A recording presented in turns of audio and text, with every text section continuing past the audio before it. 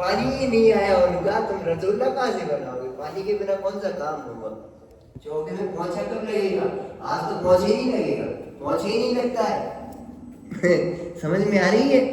वे उन्हें इतनी चिंता थी कि जिनाम नाय के विरुद्ध, जिन शासन के विरुद्ध, जिनवाणी के विरुद्ध एक परंपरा न चल जाए, चाहे हमारे नाम से चाहे कोई के नाम से। और आज जो परंपराएं चल रही हैं वे भी आगम विरुद्ध हैं, वे चलाने योग्य नहीं है। तुम जिस अवस्था में जिसको पूज रहे हो, जय जयकार कर रहे हो, उन्हें उसकी भी बहुत चिंता थी। नहीं, पंडित पांचवें अधिकार में पंडित टोडरमल जी ने लिखा है, सुनना,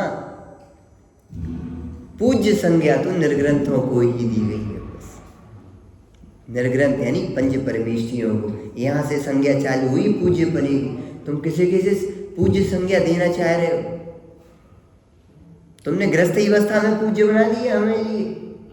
यानी उन्हें एक एक चीज की चिंता थी, इसलिए पूरे जगत से निर्भय होकर के कौन हमें बुलाएगा, कौन हमें पूछेगा, कौन हमें प्रशंसा करेगा, कौन हमारी बात सुनेगा। ज्ञानी निर्वांछक होते हैं, उन्हें ख्याति लाभ पूजा आदि की चाह नहीं होगी। जो चार लोग क्या सोचेंगे, जी चाह नहीं होती। अरे सबसे बड़ा रोग क्या कहेंगे लोग, लोगों का काम है कहना, वे तो कुछ भी कहेंगे उनके मन में जो आएगी। हम यदि उनके बारे में सोचते रहेंगे तो फिर हम अपने बारे में कब सोचेंगे? इसलिए ज्ञानी तो निर्वांछक होते हैं, ज्ञानी तो निर्वांछक होते, उन्हें ख्याति लाभ पूजा। इसलिए वे तो गाथी लिखी है, नियम सार जी की है, समय सार जी की, आप बताना, हमें ध्यान नहीं है। ज्यों निधि पाकर निज वतन में गुप्त रह जन भोगते, त्यों ज्ञानी जन भी ज्ञानी निधि पर संग तज के भोगते। कहे की याद है? नियम सारे, हमें याद नहीं था कौन से ग्रंथ की। ज्ञानी तो अपनी निधि को अपने अंदर में भोगते हैं, पर संग तज के भोगते हैं। बस निधि को तो पर संग तज के ही भोगा जा सकता है, सबको संग में लेकर के, सबके संग में इसका अनुभव नहीं किया जा सकता है। अब वो ही जीव जो सब जगत से, पूरे जगत से निर्वांचक हो गया है, निष्प्रय हो गया है, ख्याति लाभ की चाह, पूजा आदि की चाह से अब उसकी खत्म हो चुकी है, वो जीव जो उपदेश करेगा वो यथार्थ उपदेश करेगा, सम्यक उपदेश करेगा, आगम के अनुसार अर्थ करेगा। किसी व्यक्ति विशेष के अनुसार कि भैया जी बुरा मान जाएंगे तो अपन ये अर्थ नहीं खोलो, अब जे इनका खराब लग जाएगा, और जे टूट जाएंगे, जे टूट जाओ चाहे जुड़ जाओ, हमें कोई फर्क नहीं पड़ता। हम वस्तु स्वरूप के विरुद्ध वचन एक भी नहीं बोलेंगे। तुम्हें चाहे बुरा लगे चाहे अच्छा लगे, हमें इससे कोई फर्क नहीं पड़ता। आ रही बात समझ में? इतनी यदि तुम अंदर में पावरफुल हो तो फिर तुम वस्तु पहले तो स्वयं समझो, समझे बिना क्या समझाओगे, जले बिना क्या जलाओगे। यानी दीप को जलाए बिना अंदर के दूसरों की दीपक को जलाने में कैसे निमित्त बन पाओगे। इसलिए पहले तो द्रव्य गुण पर्याय से, निमित्त उपादान से, निश्चय व्यवहार से, भली प्रकार से प्रमाण की वस्तु को समझे बिना नयों की वस्तु को नहीं समझा जा सकता। प्रमाण ज्ञान को सच्चा कहा गया है, मात्र नए ज्ञान को सच्चा नहीं कहा गया। यदि प्रमाण सहित, प्रमाण ज्ञान सहित नए ज्ञान है तो उस नए ज्ञान को भी सम्यक श्रुत ज्ञान का अंश कहा गया है। नहीं तो प्रमाण ज्ञान के बिना जो नए ज्ञान है ना, वो केवल मिथ्या ही और कुछ नहीं। खींचेगा, खेचातानी करेगा।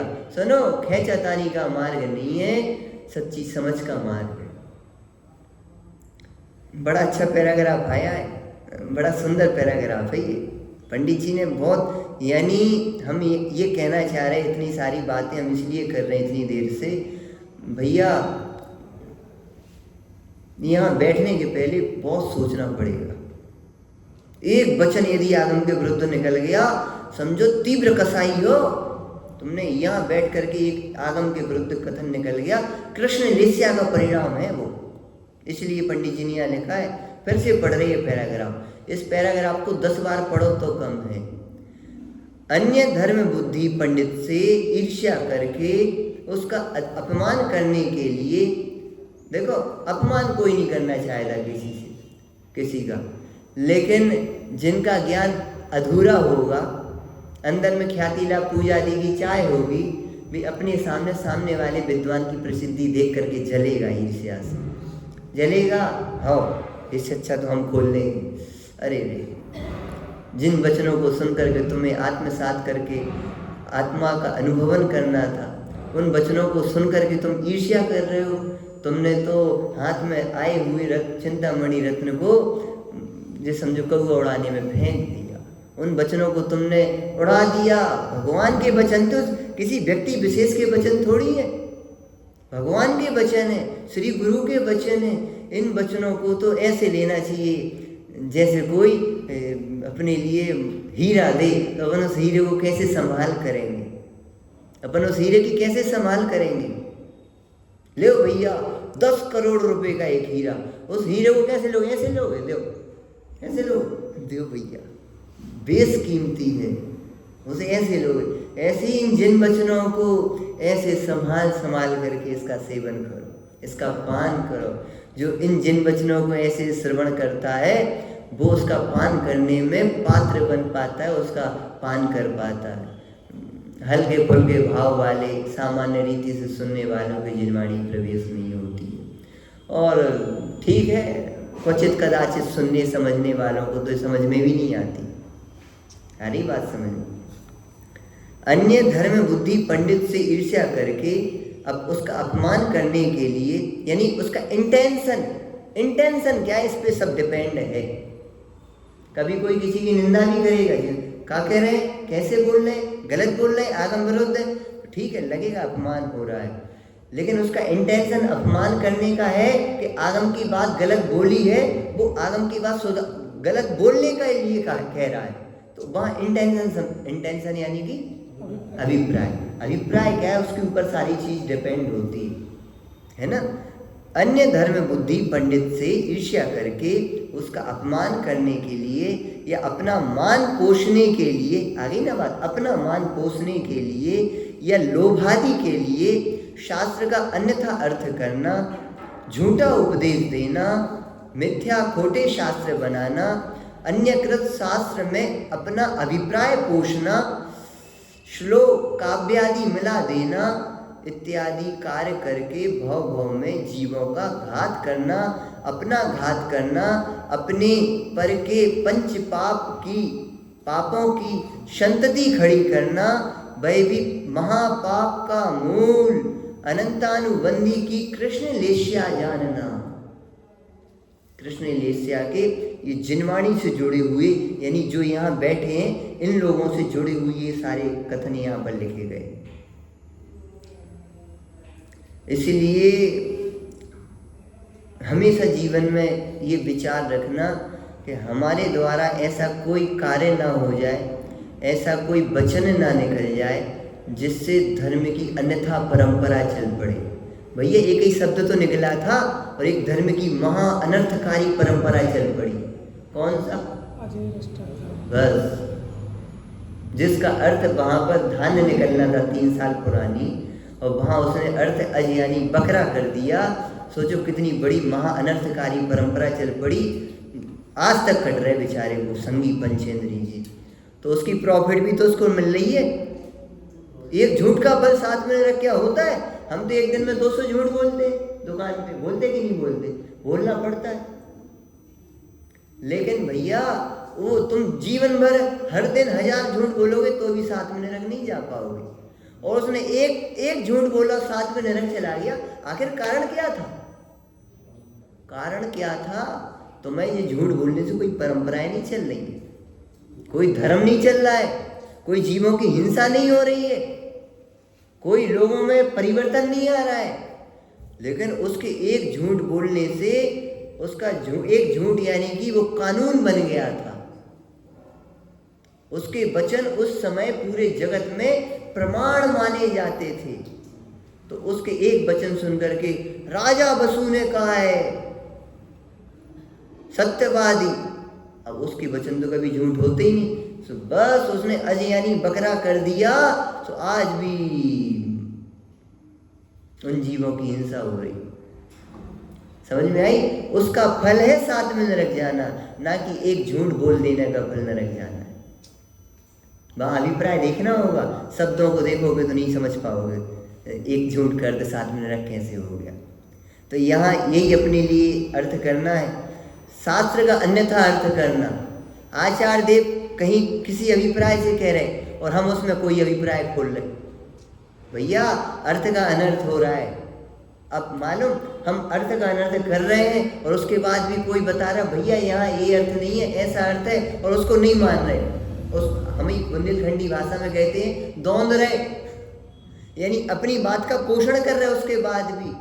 तुमने ये देखो, जब भी जगत में ये नियम बनाना हमेशा बच्चों के लिए विशेष, क्या कभी भी हमारे लिए कोई टोक रहा है तो ये समझना कि जरूर हमें कोई गड़बड़ है। ये नहीं सोचना कि हमें बस ये पीछे ही पड़े रहते, हमें टोकते ही रहते हैं हर बात पे। और जो बड़े बड़े भी बच्चे हो गए हैं 50-50 साल के भी, तो उनके लिए अपने 75 साल के दादा पिताजी भी टोकेंगे। तो अब हम इतने बड़े हो, तुम हमें अभी भी टोक रहे हो। भैया ये नियम है पूरे विश्व का, प्रगति का। तभी टोका जाता है जब कुछ गलती होती है। अब तुम उस गलती को नहीं समझ पा रहे हो, नहीं पकड़ पा रहे हो, ये तुम्हें गलती है, और सामने वाले को दोष दे रहे हो, हमें टोकते ही रहते हो, हमें पीछे ही पड़े रहते हो। बात समझ में आ रही नहीं आ रही है? ये बहुत काम की बात है। लेकिन मोह उदय जिए के वृथा आन कल्पना होए। तो जब भी कोई भी किसी को टोकता है तो मालूम उसे कैसा लगता है, बस हमें टोकते रहते, हमें टोकते रहते, हमें पीछे पड़े, उसे बुरा लगता है। और वो बुरा लगना उसके लिए निगोद ले जाने वाला है, और अच्छा लगना उसे मोक्ष ले जाने वाला है। कोई ने टोक दिया यानी आप जहर पी रहे थे, खीर में जहर मिला हुआ था और आप वो पी रहे थे, और कोई ने कहा भैया इसमें जहर मिला मत पियो, तो बोलो खराब किया कि अच्छा किया? तुम हमें पीछे खान भी नहीं दे रहे, मैं शांति से टोकते ही रहते हो बात बात में। अब बोलो कैसा लगेगा? टोकते ही रहते हो, हमें शांति से खीर तो पी लेने दो। अरे खीर पी लोगे तो मर जाओगे, मौत है वो, खीर नहीं है, जहर है। अब जैसे वो अपना दोस्त जहर के समान नजर आएगा तो वो सामने वाला व्यक्ति भगवान के समान नजर आएगा। इनने हमें उस दोस्त से बचा लिया। और यदि हमें वो खीर दिखाई देगी, उसमें जहर पड़ा है वो दिखाई नहीं देगी, तो समझो वो सामने वाला हमें किलविश नजर आएगा, राक्षस नजर आएगा। समझ में आया? हर माता पिता बच्चों को टोकते, हर बच्चे को खराब लगता, हर गुरु शिष्य को टोकते और हर शिष्य को खराब लगता है। धन्य है वे शिष्य भी जो टोकते समय गुरु को विनय भाव से देखते और हाथ जोड़ करके अपने उस दोस्त को पूछ लेते हैं कि हमसे क्या दोष हुआ, हमें क्षमा करो, हमारा दोष माफ करो, पता लग गया हो तो माफ करो, और नहीं मालूम तो विनय भाव से पूछ करके हमें हमारा दोष बता दो। प्रत्येक मुनिराज आहार करने के बाद अपने श्री गुरु के चरणों में जाते हैं और प्रायश्चित करते हैं। कौन सा दोष किया? अरे आहार करनी तो दोष है, चलना ही तो दोष है, और उसका आहार का विकल्प ही तो दोष है। फिर आसक्ति के परिणाम आ जाना, किसी व्यक्ति को देख करके राग भाव आ जाना, किसी स्त्री को देख करके राग भाव आ जाना, अंदर में कोई ऐसा विकल्प आ जाए, अरे खाते समय कोई वस्तु के प्रति विकल्प आ जाए, तो उसका प्रायश्चित नहीं होगा? कि आचार्य श्री आज हमें मन मुताबिक आज रसगुल्ले मिल गए थे, तो हमें अंदर में यद्यपि हमने अपनी आसक्ति को रोका, हमने कंट्रोल किया, हमने खाई नहीं फिर उनको, लेकिन वो परिणाम तो आया ना। हमें उस एक समय के आने वाले उस परिणाम विकल्प को भी मिटाना है। आप हमें ऐसा निर्दोष प्रायश्चित दें ताकि हमारे जीवन में विकल्प भी खड़ा ना हो पाए। अरे रे, श्री गुरु उस शिष्य के ऐसे वचनों को सुन करके उसे ऐसी मधुर संबोधना करते हैं कि फिर उसे कभी ऐसा विकल्प भी नहीं आ पाता। आता है तो फिर प्रायश्चित देते हैं, व्यवस्था है ना प्रायश्चित की, निंदा गला प्रतिक्रमण आलोचना प्रत्याख्यान की। इसी के लिए तो है, दोस्त तो लगेंगे छोटी भूमिका में, लेकिन उनका अपन निंदा करा कर। आज मेरे स्वाध्याय के माध्यम से मेरे से एक शब्द गलत निकल गया जिनवाणी के विरुद्ध या अभिप्राय के विरुद्ध, इसके लिए हम बहुत क्षमा याचना चाहते हैं। भैया बहुत ताकत चाहिए अपना दोष स्वीकार करने में। क्या कहें, दोष को स्वीकार करना सरलता है, छिपाना कायरता है और मिटाना वीरता है। मिटाना वीरता है। क्या 3 बिंदु बोल दिए। दोष को स्वीकार करना सरलता है, दोष को छिपाना कायरता है और दोष को मिटाना वीरता है। ये वीरता है। अपन दोष को मिटाएं। दोष कब मिटेगा कि जब स्वीकार होगा। जब स्वीकार ही नहीं होगा तो मिटेगा कैसे। आइए आगे चलते हैं थोड़ी सी।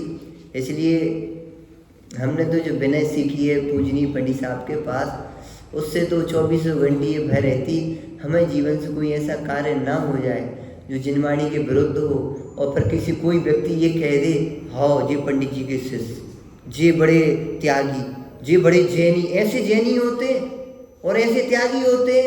यदि किसी के मन में हमें कार्यों को, वचनों को और विचारों को देख करके ऐसा विकल्प भी आ गया तो हमारे सारे स्वाध्याय क्या कहें, सब पानी में चला गया, सब बेकार है।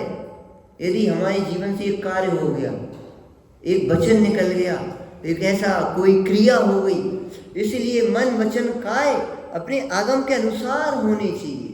विचार भी आगम के अनुसार, वचन भी आगम के अनुसार, अपनी क्रियाएं भी आगम के अनुसार। लेकिन आज हो क्या रहा है, अपने विचार भी चाहे जो हो रहे हैं, चाहे जो सोच रहे हैं मन मुताबिक, वचन भी चाहे जो बोल रहे हैं आगम के विरुद्ध, हमें मालूम ही नहीं हम क्या बोल रहे हैं दिन भर, और क्रियाएं भी चाहे अपन मन मुताबिक हो रही। अब देखो अपनी तो भूमिका अलग है, हम तो रात में खा लेते हैं, अब हम तो थोड़ी बहुत तो अवश्य खा लेते हैं।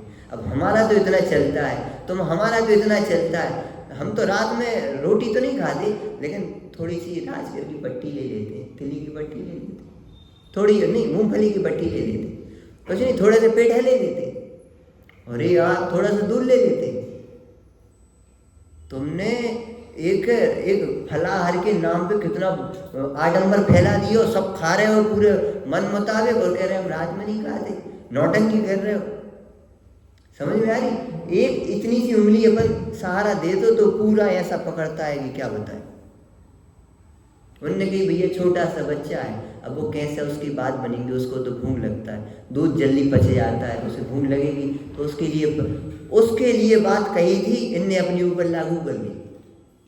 अब अपन तो जैनी, अपन कौन सी भूमिका, अपन थोड़ी महाराज है कि त्यागी है, हम तो खाते हैं और अपना तो चलता है। जो चलाने के नाम पे ना जाने कितनी शिथिलता है और कितनी पाप पोषण करता रहता है और अपने को धर्मात्मा मानता रहता है। हम तो जैनी है, डेली सुबह से प्रक्षाल करने जाते हैं। यहाँ तो ये व्यवस्था ही नहीं चलती, हमें तो मालूम नहीं। खैर हमें सागर में तो डिब्बियों में अपने गंदोदक भर के ले जाते हैं और अपनी दुकान पे माल पे छिड़कते हैं, जो माल बिक नहीं रहा है वहीं छिड़कते हैं खंडों में, हे भगवान जल्दी निकले साफ हो। वो अगरबत्ती का धुआं भी कहाँ लगाएंगे, उन खंडों में अंदर, जल्दी खिसको, जो पुराना माल लाटका माल है। आई बात समझ में। ऐसी परंपराएं, नींबू टांगेंगे, फिर मिर्ची टांगेंगे, एक आध दिन हम सोच रहे झींगे टंग जाए वहाँ पे, है क्या यहाँ। हमें नहीं मालूम, आजकल के समय में तो बहुत कम हो गई है, हमने पुराने समय में देखी। अगरबत्ती लगाएंगे और अगरबत्ती के साथ ये भी गोल गोल घूमेंगे। समझ में आ रही। जो सारी परंपराएं ग्रहित मिथ्यात्व की पोषण कर करके यह जीव अपने को धर्मात्मा मानता रहता है। कोई क्रिया करके धर्मात्मा मानता, कोई शास्त्र पढ़ के धर्मात्मा मानता रहता है। अलग अलग विधाएं धर्मात्मा बनेगी, लेकिन ये धर्मात्मा नहीं है। धर्मात्मा के नाम पे हम शब्द नहीं बोल रहे, खराब शब्द होता है ना। क्या कह रहे हैं आप भैया, बहुत बड़ा पैराग्राफ है ये, बहुत बड़ा पैराग्राफ है। इसकी जितनी चर्चा की जाए आज की वर्तमान परिस्थिति के परिप्रेक्ष्य में उतनी कम है। आज बहुत, क्यों, किसी के सिर माथे तो कोई है नहीं, सिर माथे तो कोई है नहीं कि कोई ज्ञानी गुरु हों और वे कुछ गलत करें तो अपन वे टोक दें। हमने तो ये, चलो भाग्य से हमें पंडित जी मिल गए तो एक दिन में 50 बार डांट पड़ती थी, 50 बार, और 24 घंटा जोड़ो तो 200 बार डांट पड़ेगी। जब ऊंट पहाड़ के नीचे आता है तब पता लगता है कितने दोष। हमें तो लगता है हम एक ही काम दोष नहीं करते। कोई बताओ, अच्छा यहाँ बच्चों से लेके बड़ों तक 10 साल से लेके 100 साल तक सब बैठे हैं ना। तो बताओ आज सुबह से अभी तक आपने कितने पाप किए? अभी सुबह से लेके अभी तक कितने पाप किए? मनोज भैया बताओ, आप भी बताओ, आप पंडित जी। जी उत्तर नहीं चाहिए, हमारा थोड़ा थोक का व्यापार है। 2 5 10 पाप गिनाओ तो सही, 2 5 10 पाप गिनाओ तो सही कि पाप ही पाप किए। तो एक काम पाप ही पाप किए तो गिनाओ 100 पाप। आरंभ हिंसा की है। अरे पढ़ गए शास्त्री। आरंभ हिंसा, आरंभ हिंसा इतनी सी चीज है पूरे दिन भर। अरे आरंभ तो होगा इस भूमिका में, देखो मुनि तो हो नहीं, मुनि के पहले आरंभ है, और जब आरंभ छूट जाता है तो जीव मुनिराज बन जाता है। लेकिन आरंभ में आपकी भूमिका में आपने जो एक बुद्धिपूर्वक जो पाप कहे जाते हैं स्थूल रूप से, अभी उनकी बात कर रहे हैं जो परिणति में अनंतानुबंधी धारा चल रही है और सूक्ष्म है, अबुद्धिपूर्वक चल रहे हैं, बुद्धिपूर्वक भी हो रहे हैं। हम तो बुद्धिपूर्वक होने वाले जो पाप हैं जगत के लोग जिसे कहते हैं उनकी बात कर रहे हैं। अभी हम वो अंदर के सूक्ष्म सूक्ष्म बातें नहीं कर रहे। अरे समझ देख के चले दिन में एक एक कदम देख देख के रखा है अपन ने, सावधानी पूर्वक चले। सीढ़ियाँ सब लोग देख के आए, नहीं आए? नहीं आए। और सीढ़ियाँ कितनी चल रही मालूम है आपको? आज बहुत सीढ़ियाँ हैं जीने पर, और ये कितने जन सीढ़ियाँ देख कर के हाथ ऊपर करो।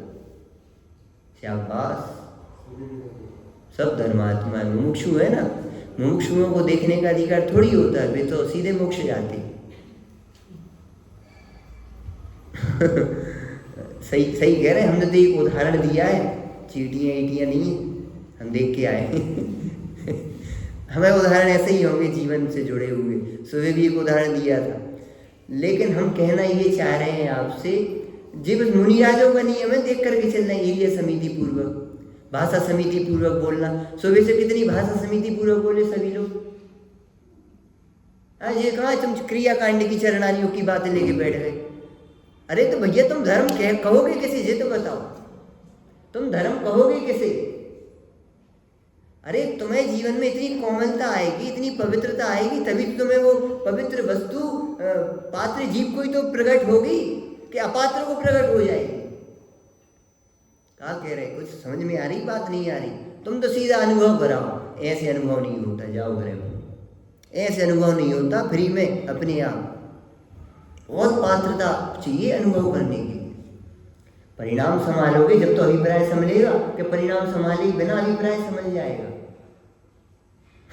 परिणाम उल्टे चल रहे चाहे जो, और अभिप्राय हमारा सम्यक है।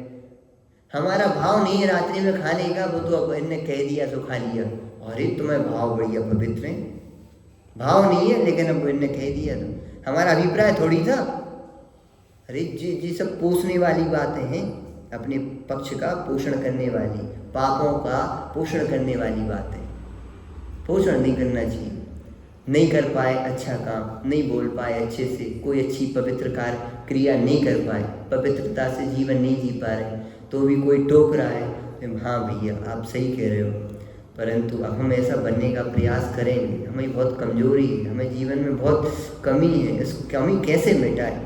जिनवाणी से हम तो डेली यही विनय भावना रखते हैं, यही भावना भाते हैं जिनवाणी के सामने, भगवान के सामने, ये 2 समय मिट जाए, लेकिन हम मिटाने में समर्थ नहीं हो पा रहे। हे भगवान हमें ऐसी शक्ति दो। जी भावना की शैली है, जो कर्तव्य प्रधान शैली नहीं है। हमने जो एक बाहर में शैली चल चुकी है, कैसी शैली? इस भक्ति में जी भगवान मेरी नैया। अब जी भजन पढ़ना चाहिए नहीं पढ़ना चाहिए? पढ़ना चाहिए। बोलो बाबूजी, जी वाले भजन लोग हैं, तुम ही तारणनाथ, खेवटिया तुम हो प्रभु, और मेरी नाव लगा दो पार। ये भजन पढ़ना चाहिए कि नहीं पढ़ना चाहिए विकास भैया? बोलो क्या नाम है भैया? बंदो, तुम भी शास्त्री हो गए? अच्छा, हमें मालूम नहीं था। तो ऐसे भजन पढ़ना चाहिए नहीं पढ़ना चाहिए? अब तुम जयपुर पढ़े हो इसलिए तुमसे पूछना जरूरी है। क्यों? हम भी पढ़े ना जयपुर में, तो हमें सामने भी उस समय ये प्रश्न आया था। तो ऐसे भजन पढ़ना चाहिए जहाँ कर्तृत्व का पोषण, ऐसी मांग हो और ऐसी तालने वाली बातें हों। तो भगवान के सामने, जिनवाणी के सामने ऐसी बोलनी चाहिए कि नहीं बोलनी चाहिए, पहले सबसे पूछ रहे हो। बोलनी चाहिए, बोलनी चाहिए ऐसी बात। तुम्हारा क्या अंदर में भाव चल रहा है तंदुल भाई? नहीं बोलनी चाहिए। और किसी का कुछ अंदर में भाव है?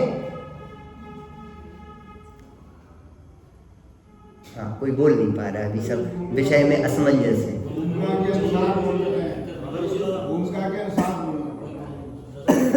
भूमिका के अनुसार क्या बोलना पड़ता है? इस भूमिका में तो बोलनी चाहिए, अगर आगे बढ़ जाए फिर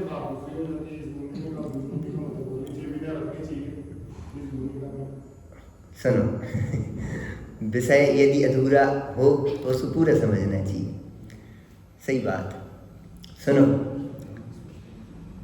भक्तियों की भी शैलियाँ होती हैं, भक्तियों की शैलियाँ होती हैं। भगवान की भक्ति में एक भक्त खड़ा है, उनके गुणों का गुणानुवाद कर रहा है, तो गुणानुवाद ही नहीं किया जाता है। भगवान के सामने अपने दोष भी बताए जाते हैं, प्रकट किए जाते हैं। भगवान के सामने उनके गुणों का गुणानुवाद भी किया जाता है। और भगवान के सामने सुनो, तीसरी चीज कौन सी थी? 3 बिंदु हैं।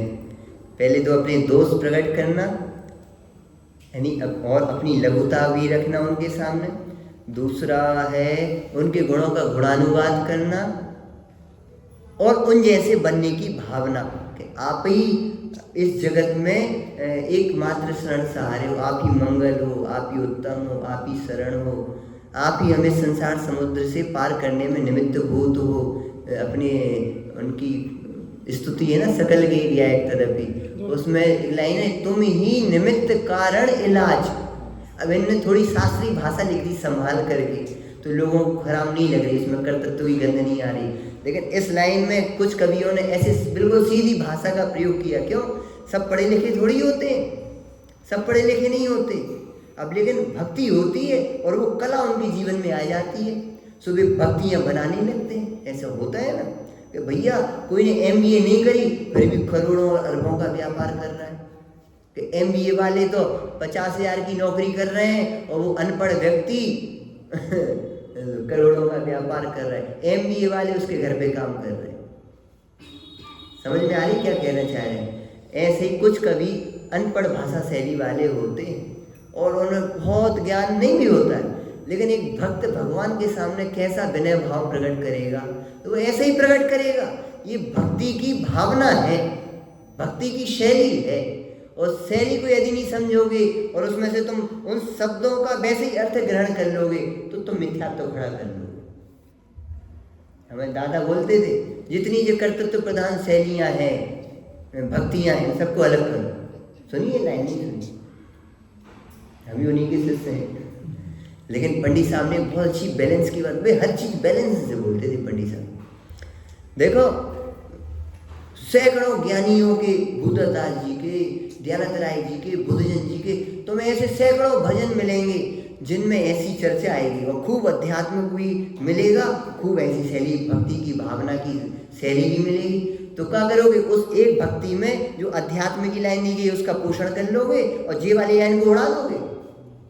अरे भैया, भक्ति की ऐसी शैली होगी, खेवटिया तुम हो प्रभु, जय जय जय जय, राग सहित जग में रोल्यो, मिले सरागी देव, बीत राग बैठ्यो अबे, मैं तो राग कुटे, आप ही कुटे बैठ सकते हो। तो भगवान अपनी कुटे बैठेंगे नहीं बैठेंगे? अरे बेई बैठेंगे अर्थात बेई बैठने में निमित्त बनेंगे। एक बीतरागी ही दूसरे रागी को बीतरागी बनने में निमित्त हो सकता है, एक रागी बीतरागी बनाने में निमित्त नहीं हो सकता है। ये भक्ति की शैलियाँ हैं, बस हम उसका भाव, हम शैलियों को पढ़ना सीख जाएंगे ना। ऐसी प्रथमानियों की शैली है, चरणानियों की शैली है, करणानियों की शैली है, द्रव्यानियों की शैली है। जब तक हम इन अनियोग की शैली को नहीं समझेंगे तब तक हम जिनवाणी को पढ़ने नहीं सीख पाएंगे।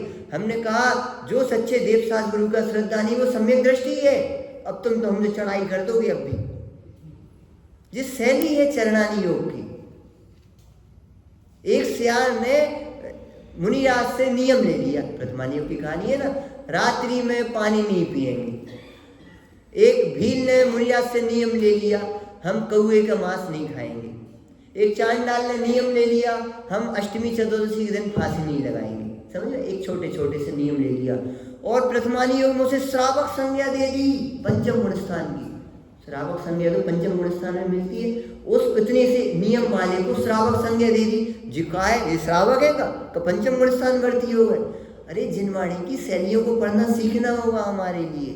यदि ये शैलियाँ नहीं सीखेंगे तो हम जिनवाणी में सब जगह उल्टी सीधी बातें लिखी हैं। संशयवाद है, शायदवाद है, शायदवाद समझ में ही नहीं आ पाएगा। हम तो यही समझेंगे आत्मा का अनुभव सम्यक दर्शन है, तो ये मना कौन ने किया है। लेकिन ये भी सम्यक दर्शन, ये भी तो समझो। अभी तुम्हें अधूरी बुद्धि है, अधूरा ज्ञान है।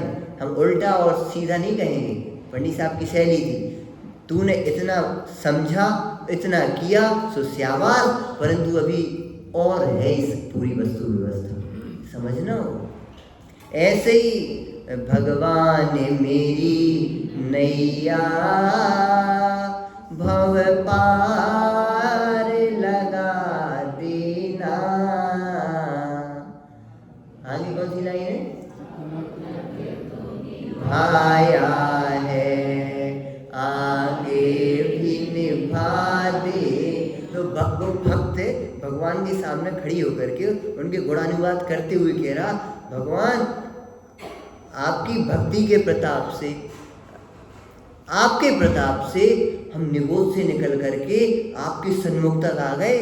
जी आपकी भक्ति का प्रसाद है। भक्ति सुंदर रूपम, श्रावकाचार्य जी, आचार्य समुद्रभद्र स्वामी का श्लोक। तो उन्होंने कहा भक्ति सुंदर रूप, ये सुंदर रूप भी आपकी भक्ति का फल है। ये सब व्यवस्था मिली है, पुण्य है, ये सब आपकी भक्ति के कारण हो पाया है।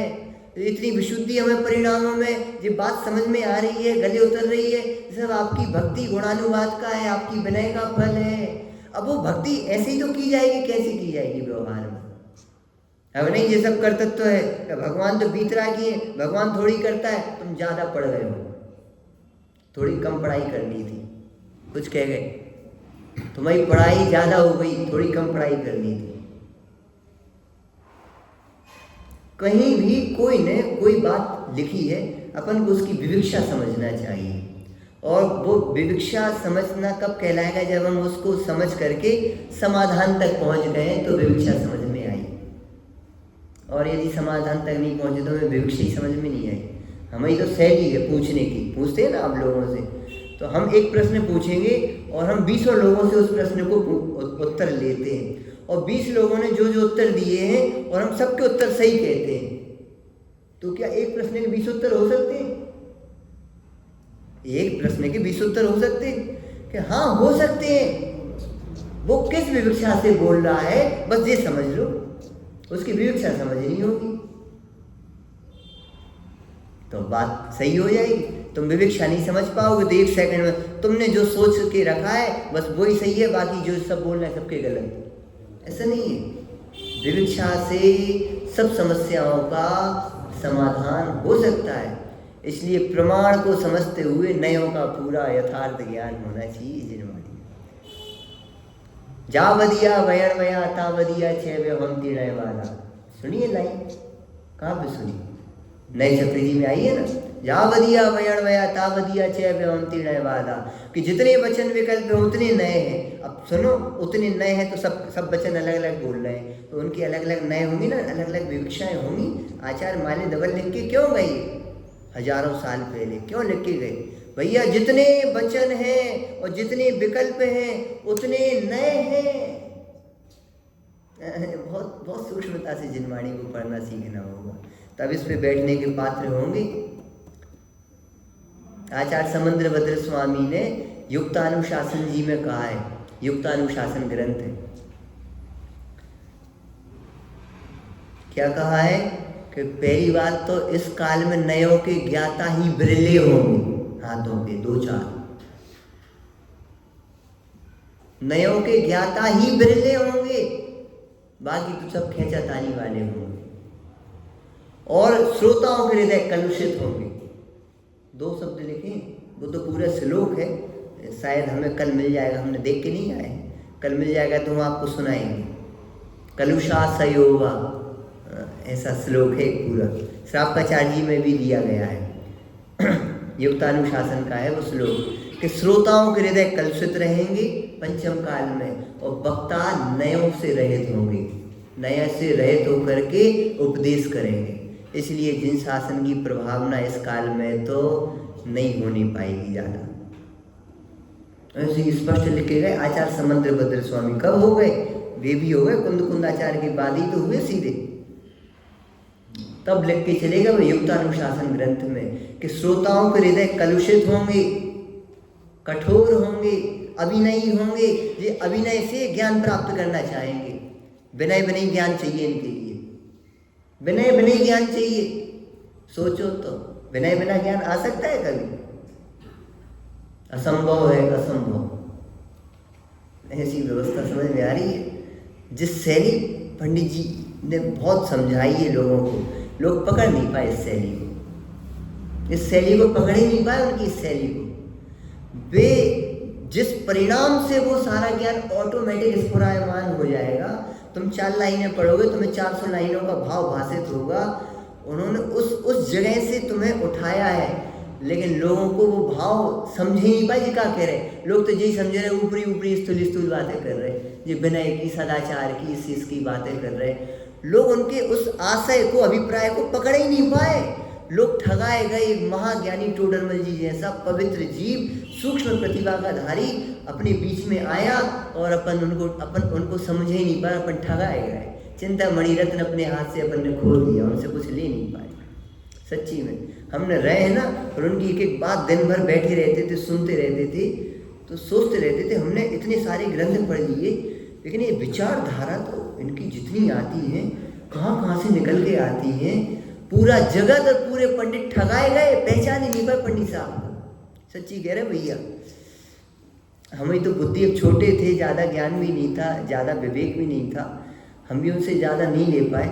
लेकिन आज जितना धीरे धीरे विनय के बल पे जितना ज्ञान बुद्धि खुलती जा रही है, उनकी महिमा ऑटोमेटिक बढ़ती जा रही है। पूरा जगत ठगाया गया, पहचान नहीं पाया पंडित साहब को। सच्ची बात है। आइए, शास्त्र का अन्यथा अर्थ करना भैया,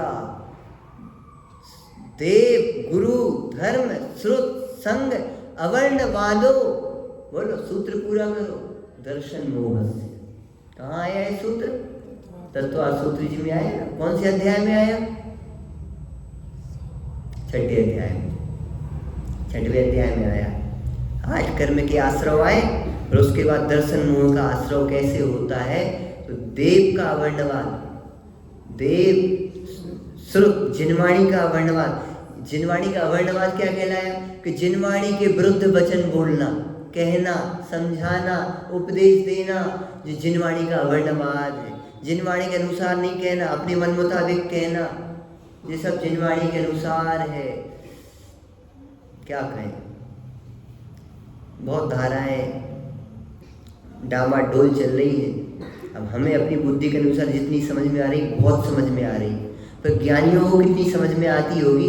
पंडित साहब एक लाइन बोलते थे, समय समय पे याद आ गई एकदम, पूरे कुएं में भांग पड़ी है और किस किस को सुधारो। सुनी होगी, जो प्रवचन सुनते होंगे कभी कभार पंडित साहब का, कभी ना कभी प्रवचन में आ जाती होगी। जैसे गुरुदेव का एक डायलॉग फिक्स था ना, उदाहरण फिक्स था, 64 पैरी पीपल वाला। ऐसी ये लाइन पंडित जी की समय समय पे आती रहती थी। पूरे कुएं में भांग पड़ी है, कौन कौन को सुधारोगे? सब उसी कुएं का पानी लोग पी रहे हैं, सबको नशे में।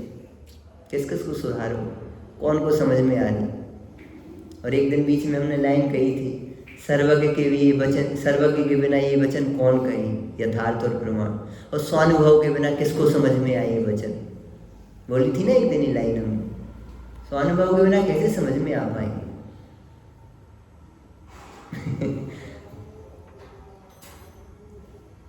क्या करेंगे? पंडित जी, भगवान के समक्ष आध्यात्मिक पाठ पढ़ना, हाँ, उसको अलग अलग मान में गिनाया। किसने कहा? दीप सिंह जी का असली नाम। सुनो उसका बैलेंस है ना, हमने प्रश्न किया था, हमें भी थी आपकी ये शंका 5 साल पहले, तो हमने सीधी पंडित साहब से ही पूछा था। भक्ति की शैली में तो